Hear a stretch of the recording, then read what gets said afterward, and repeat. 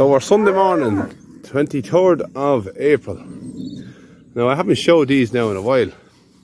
This is our Galloway bullock. As I said in a few videos ago, I sold two of his comrades. These are just gone 12 months old now exactly. I had them two purebred Shorthorns there, and I had three half-breds. This fella here is a 50% hybrid. He's a bullock now, obviously out of the Galloway, and our Shorthorn bull. So I have these at home now since they were squares, which was January.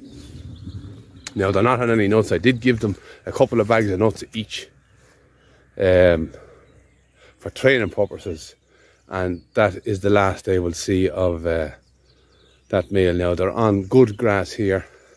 There's lots of clover in this field, so it's ideal for young stock trying to put a bit of condition and grow them. So I had intended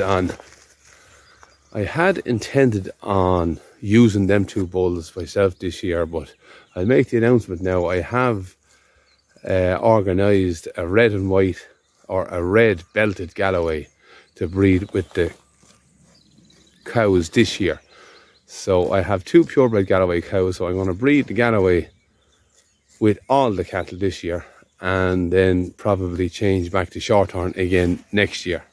So I want to increase or at least breed two purebred Galloways this year, and just to see how things pan out. So this is our two purebred Shorthorns here now. This boy here is out of our white Shorthorn cow. She had the heifer this year. The lady that was waiting for 4 years, she had three bulls in a row. That lovely strawberry roan bull last year, and this year now she has a similar coloured heifer, which is great. Now this is his half brother over here out of our other white Shorthorn cow, who also had a heifer this year. So we have two lovely roan heifer calves this year, and this is the brothers, full brothers from last year. So this fella here, the grey roan, I'll call him, and then we have the strawberry roan. He's slightly taller, a little bit leggier than this fella. This fella is a smaller framed animal, so he'd be ideal to produce smaller replacement cows in any man's herd.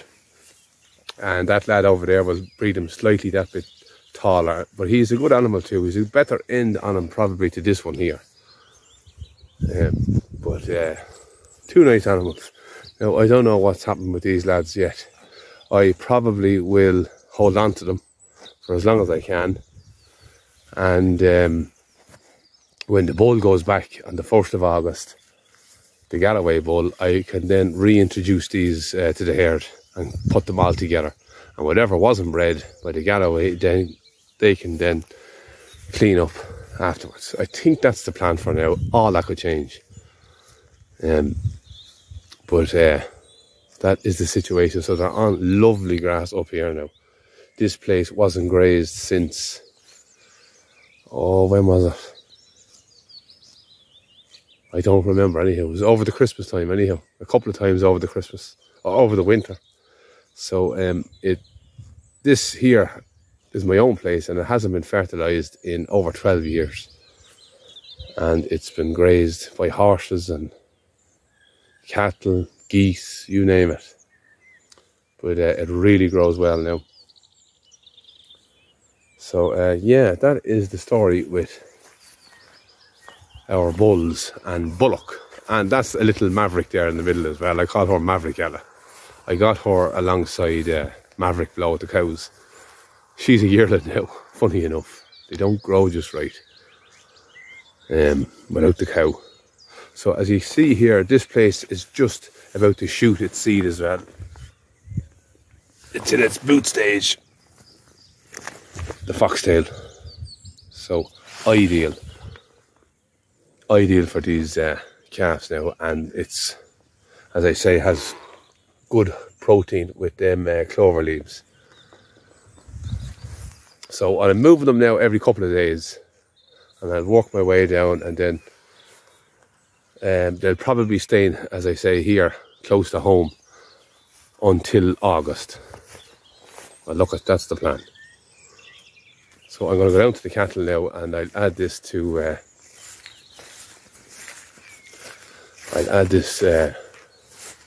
to the video below.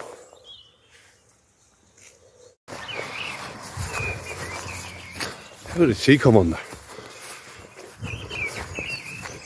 Now, Sunday morning. What are we? The 23rd of April. I'm just finished setting them up. I'm going to let them into this grass here now. Our young Galloway is already in for some reason. I don't remember that happening. But these are anxious to move. So I'll open up this fence now and I'll let them in. Actually, before I do that, you see our little red Shorthorn bull calf there now. For the first time I'm seeing him grazing. That's him there. For the first time I've seen him grazing since he was a bit sick, and he's buck-lepping around with the rest of them now, so I'm very happy that he has definitely turned the corner and he's back thriving. So the only calf that's left in with the cows is the little Belgian blue calf, we call him. Yeah, so he's in there. So 1 second, I'll open this fence. Now, come on. Come on. Do as well, little boy.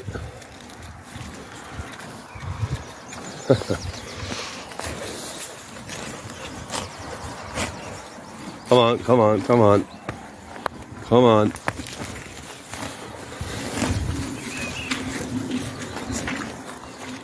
Lovely. Now we're starting to speed up. They were on this bit of ground up here a full day ago. They were on the lower side then last night, and we can already see the place in here greening up. So I am starting to ramp up the moves now. I'm almost on twice daily moves at the minute, kind of unintentionally, but that's how it ended up. When I'm giving them their daily grass, when I come back that evening, they tend to have it mostly ate. So I'm not restricting them in any way now. I want to try and concentrate on condition and performance and get them thriving again after that long winter. So I'm going to have a little walk through them now shortly. So I'll have them on this upper area. Now look at this, I suppose the areas I'm giving them are still that little bit small. So it suits me then to give them the lower ends, or a second move in the one day. So yeah, let me close up the fence behind me now and I'll be back. So that is more or less me now for the morning. I have my drinker set up. Literally just pull it this side of the fence and fill away again. My fence is ready to be turned on. The cows are in eating on this little area here. You can actually still see the residue of the feeding that went on here over the winter time.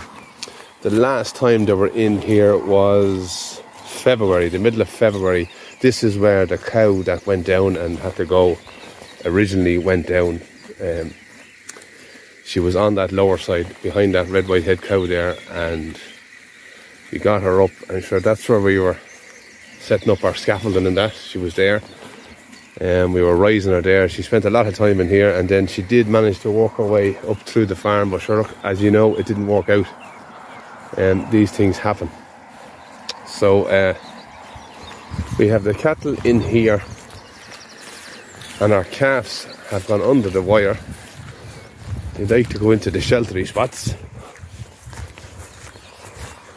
Let's have a little look at them. And here's the thing I've noticed now as well. Those of you from Ireland, have you many swallows yet?